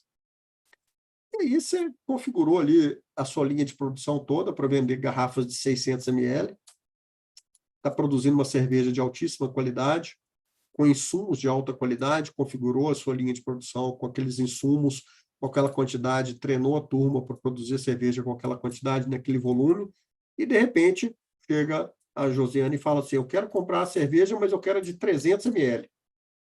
Aí você aperta um botão da sua fábrica, para tudo, troca as garrafas, troca os insumos, treina a turma toda de novo e vai vender, vai produzir de 300 ml. Aí chega o Roberto e fala assim, não, mas eu gosto do litro, eu vou comprar 1 litro. Aí você aperta o botão, para tudo, troca os insumos, troca as garrafas, treina a turma, começa a produzir de 1 litro. Aí chega outro e fala assim, não, eu quero um barril. Aí você faz tudo de novo. Para quem está tentando vender para todo mundo, é exatamente isso que está acontecendo na empresa. Está perdendo eficiência operacional, tanto na produção, quanto na venda, quanto no marketing, quanto no pós-venda, né? Ou seja, ao tentar agradar todo mundo, você se torna um pato, uma empresa ineficiente, ineficaz. De novo, eu entendo, compreendo, sei que a maioria das empresas de contabilidade hoje são heterogêneas. Não estou propondo uma disrupção no seu modelo de negócio. E sim, a partir de hoje, você siga essa metodologia e comece a vender, basicamente, cervejas de 600 ml. E se chegar alguém aqui querendo comprar de outro segmento de mercado, de outro público-alvo querendo comprar, aí você vai fazer uma análise de oportunidade, né? A minha produção suporta esse cliente sem grandes alterações? A experiência que eu tenho é que, em geral, a gente costuma ter problema com isso. Tá? Mas você pode decidir quais são os públicos-alvos que você vai buscar, quais os que você vai aceitar reativamente e quais aqueles que você vai falar não, muito obrigado, me desculpe, eu não consigo te atender com a mesma qualidade que eu atendo aos demais, vou te recomendar o colega tal, né? Que ele pode te ajudar melhor que eu. Vou encerrar com uma história, um caso que aconteceu comigo. Um caso interessantíssimo. Eu, particularmente, eu não gosto muito de carros, tá, gente? Eu não sou uma pessoa pegada a veículo automotor. Não entendo muito disso. Aliás, não entendo nada. Não sei nem não sei o nome de nenhuma peça dessas aqui, exceto o motor. Na realidade, eu sabia onde era o radiador, mas nesse carro aí eu não sei onde é mais, não. O carro, para mim, é um meio de transporte que eu preciso de segurança, tranquilidade. Eu gosto da tecnologia dos automóveis, assim, tecnologia de uso, né? Mas eu não quero ter problema. E aí, desde 2009 que eu compro sempre o mesmo veículo. Em 2015 eu resolvi trocar. trocar o modelo. E pesquisei, olhei quais que são mais econômicos, dão menos manutenção e têm maior poder de revenda. Basicamente, qual foi o meu modelo de decisão? Meu réptil falou assim, você não vai passar aperto com o carro na estrada. Então, compre esse tipo de veículo. E aí eu pesquisei, olhei na internet, aqui em Belo Horizonte, olhei 3 concessionárias, decidi o carro, decidi a cor do carro, prata, que vende mais rápido, olhei nas concessionárias pela internet, olhei os preços e tomei a decisão de compra por preço. Um amigo meu chegou para mim e falou assim, Roberto, se eu fosse você, eu ia em tal concessionária, porque lá tem uma pessoa que vai te atender de uma forma que você nunca viu na sua vida. Como era um amigo meu, eu pensei, eu vou lá, né? Saí daqui de casa, era meio-dia, no meio-dia e meio, já tinha almoçado, cheguei na concessionária e falei assim para o vendedor, ele me recebeu, me cumprimentou, falou, o Fabrício que te mandou aqui e tal, legal, seja bem-vindo.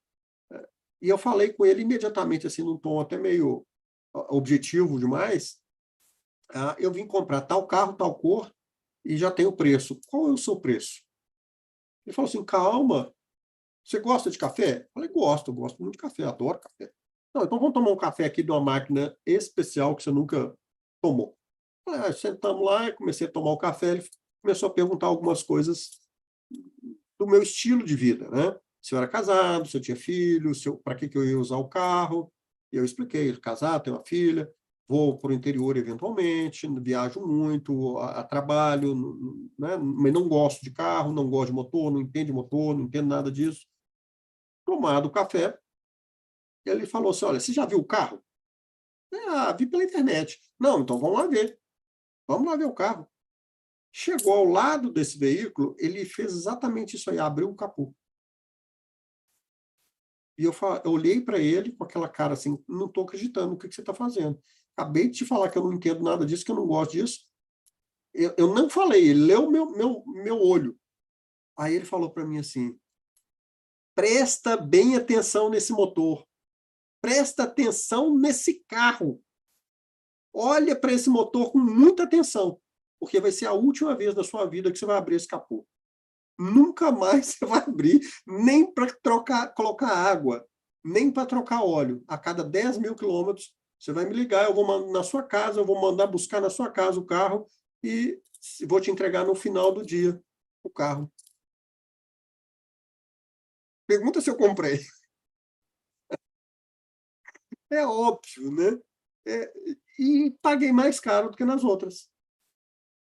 Então, o bom vendedor, de novo, é aquele que entrega mais do que a gente espera, é o que entende profundamente o seu cliente e o que surpreende, né? O bom vendedor é exatamente aquele que entende de gente.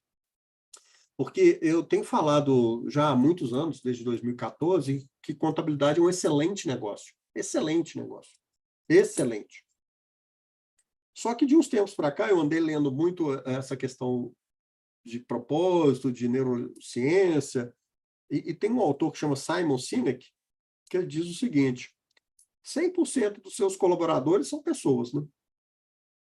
100% dos seus clientes são pessoas.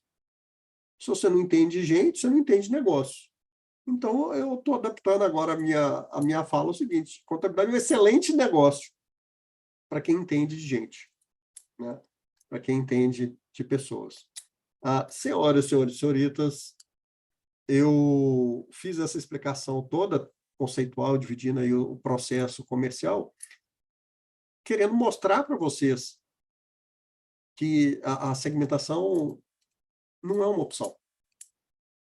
E se você não escolhe de forma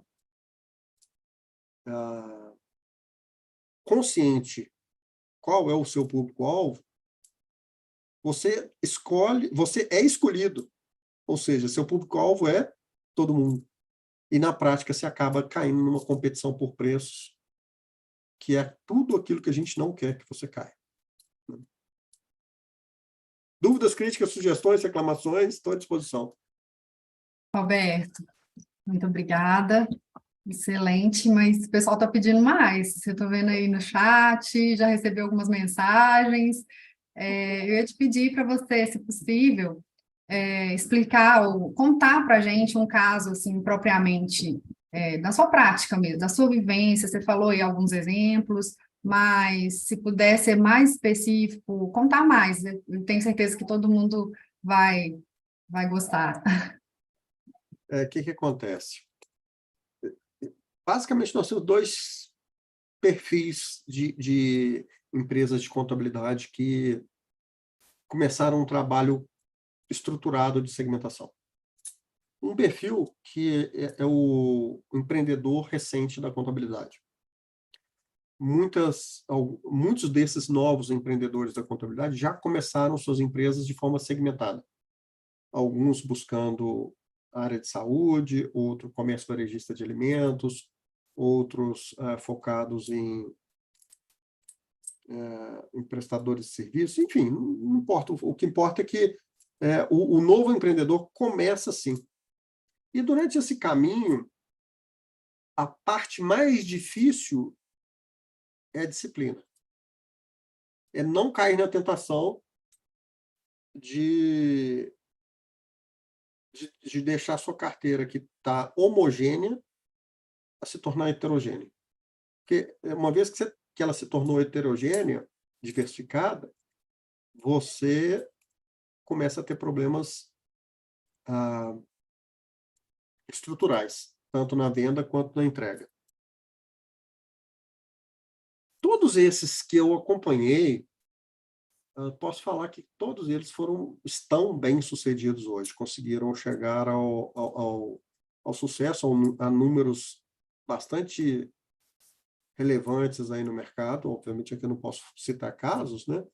Mas se vocês procurarem pela internet, aí vocês vão achar exemplos reais de empresas de contabilidade que começaram recentemente e estão muito grandes, muito grandes, muito grandes com força, com serviços de alto nível, com serviços consultivos, com uma capilaridade grande, não só com atuação regional, mas também atuação, muitas vezes, nacional. Agora, o outro tipo de empreendedor da contabilidade que começou a se segmentar foi justamente o escritório tradicional, e que começou um processo de venda por campanhas. Porque, na realidade, isso que eu expliquei tudo aqui, você não precisa fazer uma vez só. Você pode estabelecer campanhas. Campanhas, né? Eu vou trazer da minha região, por exemplo, supermercados. Aí depois, não, farmácias, depois coisas correlatas também, né? Para não complicar a sua fábrica, a sua entrega. Mas são campanhas. E assim, eu evito de falar.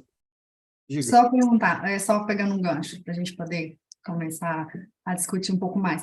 Nessa questão que você diz, é possível, então, a segmentação ocorrer em mais de um segmento? Um escritório contábil, ele pode começar, por exemplo, por focar no supermercado, e daí, tendo uma correlação entre a forma de trabalho, ele achar um outro segmento que ele possa focar também. Então, a segmentação não necessariamente ela seria única. Eu só atendo supermercado.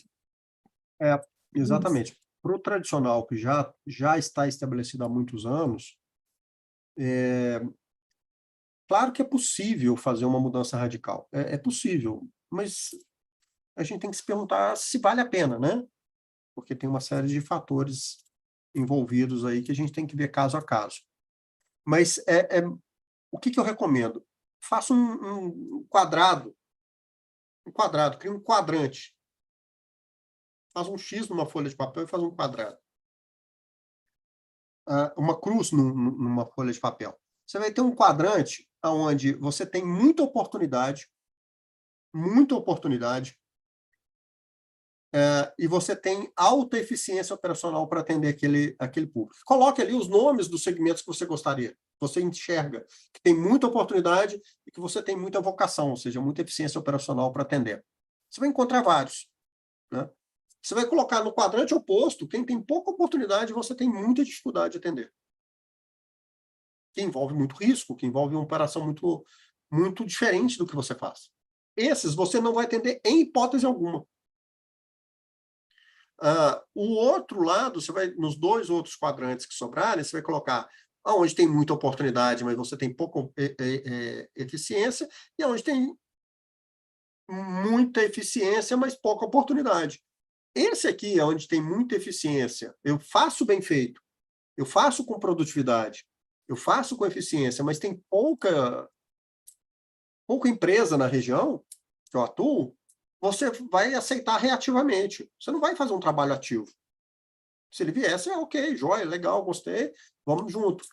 O outro de cá, você talvez possa aceitar, se você oferecer o seu produto, o seu serviço, por um preço que justifique o risco. Sim, é até uma pergunta que temos aqui. Os escritórios segmentados conseguem praticar preços diferenciados dos honorários? A segmentação traz capacidade de aumentar o ticket médio? Imagino que seja exatamente isso que você está explicando agora. Sem dúvida nenhuma, Depende da... sem dúvida nenhuma, porque o principal motivo é a neurociência. Uhum. Você paga mais para estar junto do seu bando. Gente, vocês fazem isso o dia inteiro. Quem vai no Mineirão, quem vai no estádio de futebol, paga mais caro em qualquer coisa para estar lá junto do seu bando. Né? O ser humano, ele quer ficar perto de quem ele se identifica. Ele paga mais por isso. Seja num show, num evento, num clube, ou num serviço. Num banco, você contrata o banco onde você se identifica mais com um perfil emocional que aquele banco transmite. Então, o seu cliente vai pagar mais, independentemente do serviço que você oferta, pelo simples fato de você dele se identificar com aquele público que ele está se relacionando. Racionalmente, isso tem uma outra explicação também. Lembra na escala de valor? Ele começa a ter networking. Ele começa a se relacionar também com pares. Isso, para ele, é valor, do ponto de vista mais racional. E, do ponto de vista mais racional também, quanto mais focado você está, mais você conhece o perfil do cliente e mais soluções você oferece para ele. Né? Então, isso traz, consequentemente, um aumento de ticket médio. E, Roberto, você citou também no início sobre a habilidade comportamental e, inclusive, falou sobre a equipe. Como que a gente pode fazer como seria o inicial, assim, em relação ao envolvimento da equipe? Como você deu aquele exemplo do programa, né, da troca de programa. Como fazer para que a gente tenha um envolvimento da equipe nesse processo de segmentação? Senhorita. Sem assustar também, porque temos, vamos supor, num escritório de contabilidade geral, que é a média, né? A maioria dos escritórios hoje são assim, os funcionários estão acostumados a fazer ali as tarefas dele e atendem todos os segmentos. Então, como que a gente pode trabalhar dessa forma? Qual que é a sua dica? Esse tema, né, da questão comportamental é o desafio do século para as empresas de serviços de contabilidade. Principalmente porque a gente está percebendo um nível de automação crescente no nível transacional, né, na produção de dados da FGPS, de prolabore, balanço, balancete, despesa social, e cada vez mais a oferta de serviços consultivos. E aí a gente tem uma percepção que foi retirada do mesmo livro que disse a questão da manga com leite, de que quem é extremamente especialista é um consultor. Isso não é verdade. Tá? Não adianta você ser o maior especialista do mundo em ICMS de Minas Gerais, que isso não te faz um consultor. Né? Como também não me adiantou ser um dos maiores especialistas do Brasil em Windows, né? E isso não me fez um consultor. Porque o consultor é uma pessoa que resolve o problema de outra pessoa. E para resolver o problema de outra pessoa, eu preciso de habilidade comportamental também. Eu preciso entender o que a pessoa quer, entregar o que ela precisa. Eu preciso trabalhar em equipe, eu preciso ter habilidade de comunicação. Né? Então, para ser consultor, óbvio que eu tenho que ser especialista. Óbvio. Mas não basta. Eu tenho que desenvolver algumas habilidades, sobretudo negociação, sobretudo comunicação, sobretudo empatia, para ser um bom consultor. Né? E aí, o que acontece? Para a gente subir na escala de valor de oferta de serviços, a gente precisa passar por um processo de transformação da equipe. Eu tenho certeza que boa parte de vocês tem dificuldade em contratação, engajamento, manutenção e desenvolvimento de pessoas, né? Eu tenho a convicção também de que números aí mostram que está cada vez mais difícil contratar e cada vez mais difícil reter. E aí você gasta um tempo para contratar uma pessoa, gasta um tempo, 3 meses, 6 meses para treinar a pessoa para ela ficar em velocidade de cruzeiro, e aí daqui a 6 meses ela sai. E aí você joga um caminhão de dinheiro fora porque você não conseguiu manter aquela pessoa. E aí fala assim, a culpa é da geração. Talvez, né? Mas a culpa pode ser da geração, mas o problema é nosso. Então, nós é que temos que resolver isso. A notícia que eu tenho para dar para você é que, para explicar essa coisa, eu demoro uma hora e meia. Outra palestra, né? Mas eu vou dar uma dica só para ajudar a turma. 2. Primeiro, tem que profissionalizar a área de RH dos escritórios, né? Do mesmo jeito que tem que profissionalizar a área de marketing e vendas, não dá para viver numa empresa de serviços consultivos de alto valor, onde você não tem minimamente uma estrutura de marketing, vendas e desenvolvimento de pessoas. Não tem jeito, é impossível você viver de venda de serviços qualificados, que dependem de pessoas, sem ter dedicação a essa ciência, a esse processo de retenção, contratação, retenção de desenvolvimento de pessoas. Segunda dica, eu fiz uma pesquisa ano passado, todo ano eu faço pesquisa, né? Eu adoro números. E 2 perguntas dessa pesquisa me chamaram a atenção. Foi intencional, né? Mas o resultado eu não esperava. Eu perguntei assim, foram 2.000 respostas, 2.000 respostas, deu uma margem estatística de erro bastante interessante, uma pesquisa bastante fiel, estatisticamente falando. Então, a pergunta foi, você é feliz na sua empresa? Perguntei para os profissionais, né? Para a turma, para a equipe. E a outra pergunta foi, você admira os fundadores da sua empresa? Para mim, aí eu cruzei as 2 respostas e descobri o seguinte, 80% da turma que é feliz também admira os fundadores. E o mais interessante, 80% da turma que é infeliz não admira nada os fundadores. A sua responsabilidade como empreendedor, como líder, é muito maior do que você imagina. As pessoas só vão ficar na sua empresa se elas admirarem o seu trabalho. Se elas admirarem você. Não é só você, especialista profissional. Admirarem o que você faz. Mais uma vez, a questão do bando, né? As pessoas ficam no bando que elas se identificam. Muito doido isso, não é? Sim, faz todo sentido. Muito Temos mais algumas perguntas. Contadores que querem se especializar em áreas específicas devem buscar estudos direcionados. É uma afirmativa. Como você vê a oferta de treinamento para esse fim? Qual que é a dica que você nos dá para treinamentos nesse caso?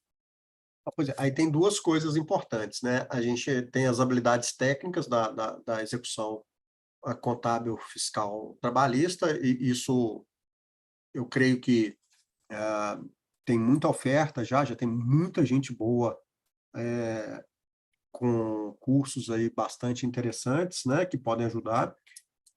Agora, do ponto de vista empreendedor, eu vejo muito pouca coisa, tá? Assim, é raro, é escasso, de novo, quando eu vejo é generalista, não é segmentado na contabilidade. E aí você não se identifica, né? Sim. Então, do ponto de vista técnico, nós temos uma oferta relevante. Do ponto de vista empreendedor, tem, mas não é tão grande assim. E do ponto de vista comportamental, isso está começando, essa demanda está começando agora no mundo da contabilidade. A gente, eu também sou assim, né, eu era nerd, como eu disse, nerd analista, vocês, empreendedores da contabilidade, também têm um perfil muito analítico, muito racional, muito pragmático, a gente não... Igual as nossas empresas, a gente aprendeu na base, né, da tentativa e erro, tomando muita pancada, né? E a gente nunca deu muita atenção para as questões comportamentais. A verdade é essa. Agora que as empresas estão mais complexas, que o mundo está mais complexo, que os clientes estão mais complexos, que a estrutura está mais complexa, e a gente está vendo que sem a pecinha nada funciona, né? Não é só o sistema, não é só o processo, não é só a técnica. Tem que ter gente, e gente é um negócio bastante profundo, né? Então, assim, ainda não tem muita oferta de curso nesse sentido, não. Não tem muita oferta, mas tem gente que te segue aí, ó, e que te tem como padrinho. O Renildo, ele escreve aqui que: Ei, Roberto, te tenho como padrinho. Fiz especialização em SPED em 2010, influenciado por você. Obrigado. Vamos lá. Como uma contabilidade tradicional, com tempo de estrada, às vezes até rentável, pode ou deve verticalizar ou segmentar? Então, assim, quer dizer, aquilo que você conversou, né? É possível, mas fala mais um pouquinho. Ainda tem dúvida em relação a isso? Não, tranquilo. O que acontece? Eu vou mandar esses slides para vocês mandam para a turma também, porque ali eu criei um passo a passo para você criar um manual de marketing e vendas para a sua empresa. E esse manual, a primeira vez, ele é mais difícil um pouco da gente criar. Mas na segunda segmentação que você faz, o manual sai assim rapidinho, porque você já aprendeu a fazer. Então, o que eu vou falar para o Renildo é: pega esse roteiro que eu mandei e aplica. Vai para a prática, pega ali, segue. Passo 1, eu vou identificar, vou responder aquelas perguntas do meu público-alvo. Passo 2, eu vou responder as perguntas sobre a mensagem, o que eu vou falar para ele. Passo 3, eu vou estruturar meus produtos para aquele público-alvo. Passo 4, eu vou estruturar minha proposta comercial focada naquele público-alvo. Passo 5, eu vou criar um processo de captação de leads e conversão de leads em oportunidades para aquele público-alvo. São 5 etapas só. É fácil de entender, mas dá um trabalho grande para fazer. Tá? Com certeza. Outra pergunta do Leonardo, isso. Em uma cidade onde praticamente a atividade gira em torno do comércio, lojas de roupa, calçados e afins, e supermercadistas. Na sua visão, uma vez que existem vários escritórios de contabilidade já atuantes na cidade, qual seria o diferencial a ser apresentado para quem quer iniciar nesse setor da contabilidade para atender ao mercado também? E também, de certa maneira, ser competitivo, ou seja, ele quer segmentar, mas quer ser competitivo. Ótimo. Excelente pergunta, que é uma situação bastante comum e complexa. Até agora eu dei exemplos basicamente de venda B2B, empresas. Empresa vendendo para outra empresa. Mas não necessariamente precisa ser B2B, pode ser B2C, pode ser uma venda para pessoa física. Exemplo real. O Brasil hoje tem 5 milhões de investidores em bolsa de valores. Tem um volume de pessoas crescente com alta demanda por investimento e preservação do seu patrimônio para fora do Brasil. Aliás, desde 2015 eu estou estudando isso também. Como que a gente pode ajudar as pessoas a se internacionalizarem. E mesmo em cidades do interior, tem muita gente internacionalizada, porque internacionalização não é só abrir uma empresa fora do Brasil, não é só mudar do Brasil. Muita gente vai fazer passar férias, vai fazer um intercâmbio, mandar o filho para estudar fora, quer vender, quer exportar, quer importar. Então, o processo de internacionalização é bastante complexo. E as pessoas não sabem fazer isso, não sabem se preparar para isso, não sabem abrir uma conta fora do Brasil, não sabem mandar um dinheiro para fora do Brasil, não sabem investir para fora do Brasil. Então, assim, tem bolsa de valores, internacionalização e criptomoeda. Isso é segmento também. Né? Só que eu já falei 3, pessoa física. E que hoje no mercado de contabilidade, se eu buscar assim, olha, eu tenho cripto, eu tenho bolsa fora do Brasil, eu tenho fundo fora do Brasil, eu tenho fundo no Brasil. E tem as startups. Achar um contador que resolva isso para mim é extremamente difícil. Extremamente difícil. Ah, mas é pouco. Sim. Mas eu não pago muito. Mas talvez a dificuldade esteja também onde que você comentou, o treinamento para essas áreas ainda é muito escasso, né? A gente para se atender bem a um cliente, ter esse nível de segmentação, ele ainda é muito escasso. Exatamente, por isso que é bom, tudo que é escasso vale mais. Então, Aham. o que acontece? Nós temos o melhor treinamento do mundo, chama Google. Está cheio de coisa boa no Google, você tem que saber a diferença, né? Uhum. Vai lá, busca, tem muito... Às vezes não tem um treinamento específico para, talvez, imposto de renda, criptomoeda. Talvez não tenha, mas nada impede você começar a estudar. O material está disponível, né? O pioneiro, ele vai na frente, mas Bebe água limpa. bebe água limpa, mas tropeça também na pedra, é normal, né? O que acontece? E mais ainda, se ele está numa cidade interior, ele não necessariamente, para atender esse público que eu estou falando, ele não precisa estar local. Atualmente não. Só para você ter uma ideia, eu conheço, sem citar nome aqui, um escritório de contabilidade de uma brasileira, que o escritório é em Londres, já tem uns 8, 10 anos, ela atende só pessoa física, só nômade brasileiro que mora em Portugal, na Polônia, na Inglaterra, na Áustria, na Austrália. E os colaboradores dela, você sabe onde eles estão? Ela tem 10. Metade está no Brasil, o outro está em Portugal, outro está na Polônia, né? Então, assim, o mundo hoje tem muito mais oportunidades do que das DARFs de PSS de prova e balanço financeiro de despesa social, né?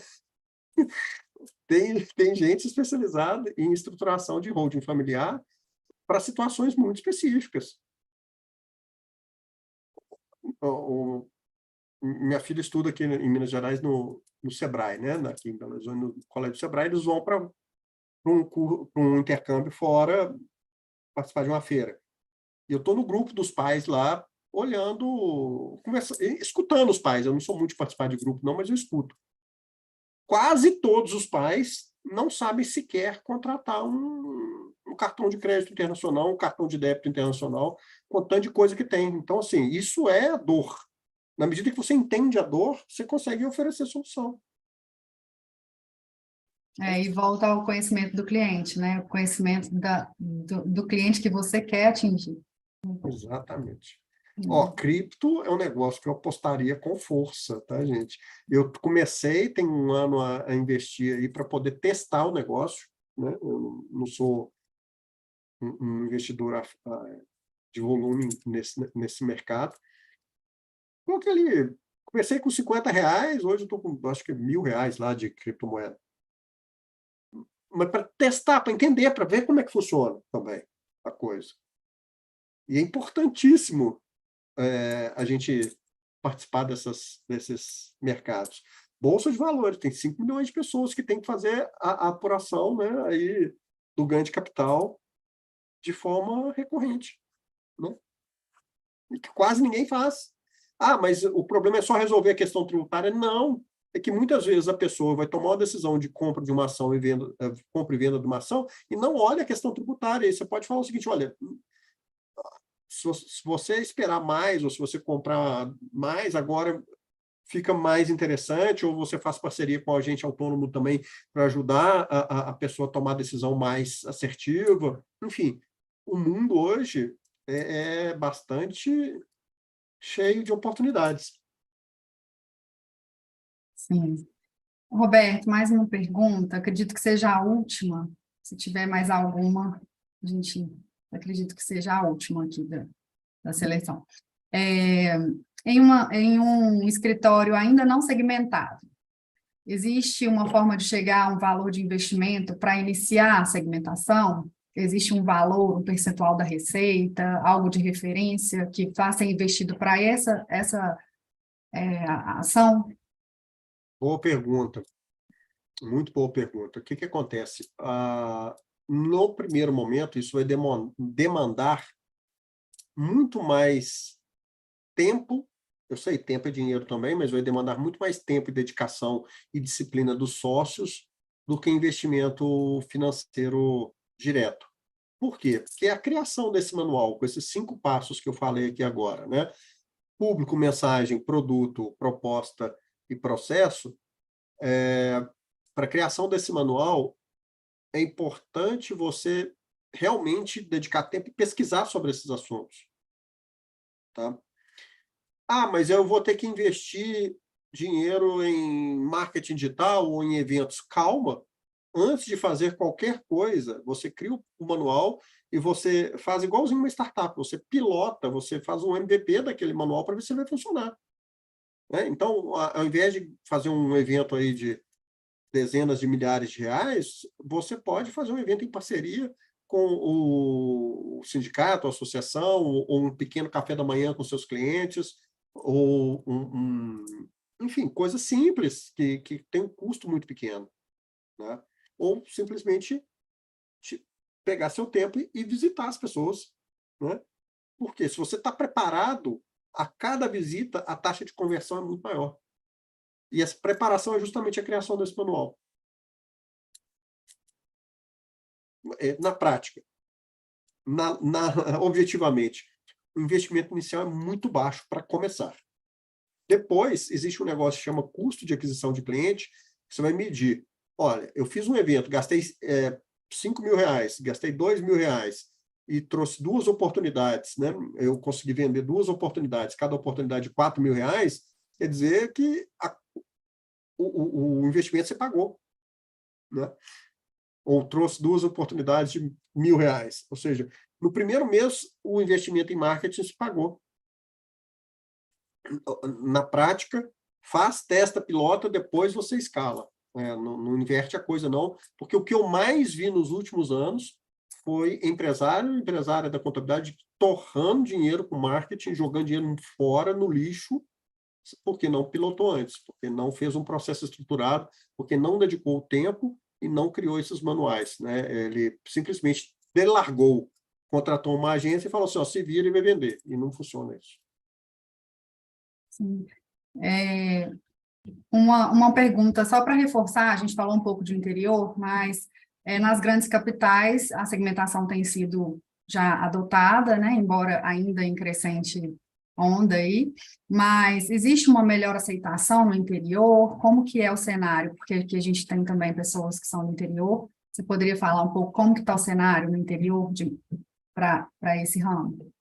Não, pois é, a aceitação de quem? A aceitação que quem tem resistência não é o cliente, que o cliente adora serviço personalizado, todo mundo gosta. Né? Pensa, você adora japonês, você entra num restaurante japonês, e nesse restaurante japonês tem sushi, sashimi, tem também feijão tropeiro, tem churrasco e tem macarrão. Você não vai se sentir bem. Né? E a decoração é italiana. Então, não, o cliente quer algo personalizado, o cliente quer algo segmentado. Quem não quer é você. Aí é diferente. Acredito que a pergunta até tenha sido exatamente pela cultura do interior, de já estar ali tudo, né, o padrão, mas com certeza, vendo por esse lado, é só começar, né? E outra coisa, eu tenho clientes, né, do interior de Minas Gerais, do interior de São Paulo, do interior de Alagoas, né? E que começaram processos desse tipo. Agora, a grande vantagem é que eles não ficam só na cidade, eles ficam muitas vezes na região. Isso, aliás, poxa, eu não vou falar cidade, senão me entrega, mas tem cidades pequenas, cidade super pequena, que trabalhou, começou segmentado num determinado público e percebeu que aquele público não fazia sentido para ele mais e mudou para outro público. Caso real, né, ligado à área de saúde aqui em Minas Gerais, tem escritórios de contabilidade super especializados no interior de Minas que estão com atuação nacional. Nós temos escritórios com atuação segmentada aqui em Minas Gerais, que está se dando super, super bem com produtores, né, os infoprodutores, que está se dando super bem em nível nacional. Enfim, cidade de 30 mil habitantes. Então, assim, a sua lagartixa, o seu réptil, está falando assim, não começa não, que eu estou com medo. E aí você começa a arrumar desculpa, mas na prática o mundo está aí, o mercado está aberto, aproveita quem quer. Sim. Então, Roberto, Foi excepcional o café, temos muitos elogios, viu? Muitos agradecimentos. Temos aqui 140 pessoas online no Zoom, mais a TV CRC, que também temos algumas pessoas nos assistindo. E você aí tocou em pontos que eu tenho certeza que cada empresário vai levar para pensar um pouquinho, né, sobre persistência, superação e trabalho, né, que eu acho que o que resume aí tudo isso é o trabalho, colocar a mão na massa mesmo, mas sempre com processos adequados, né. Então, eu vou agradecer a sua disponibilidade de tempo, de estar conosco, agradeço aqui também aos membros do GET de Organizações Contábeis pela parceria na realização desse evento, e a todos que estão presentes, muito obrigada pela participação em mais uma edição do Café com Contabilista do CRC-MG. Um bom dia a todos. Ok, muito obrigado aí, agradecemos a participação do palestrante Roberto Dias Duarte, da integrante do Grupo de Estudos Técnicos de Organizações Contábeis do CRC-MG, a contadora Josiane Costa Marinque, e assistiremos agora, para a despedida, o vídeo da 14ª Convenção de Contabilidade de Minas Gerais.